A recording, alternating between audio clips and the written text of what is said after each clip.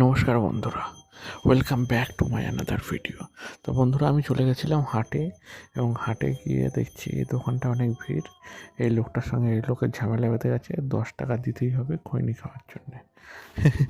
তো কেসটা হয়েছে, উনি 1 কেজি মাছ নিয়েছিল 200 টাকা তার জাম, এবং উনি বলছে যে আমাকে 10 টাকা ফেরত দিতেই হবে খৈনির জন্যে। লাস্টে ওনাকে 10 টাকা, অনেক কথা হয়ে পরে 10 টাকা ফেরত দেয়। তারপরে এই মাছটা কাটছিল। ভাই, মাছটা 5 কেজির উপরে ওজন আছে, আর এই মাছটা দুজন আধা আধা নেবে। তো দুজন বলেছে যে যদি ভেতরের পেটটা ভালো থাকে তাহলেই নেব, নাহলে নেব না। তো মাছটা যখন কেটে দেখছে যে না, ঠিকই আছে, পেটটা ভালো, কোনো অসুবিধা নেই, ওই জন্য এনারা নিয়ে নেয়।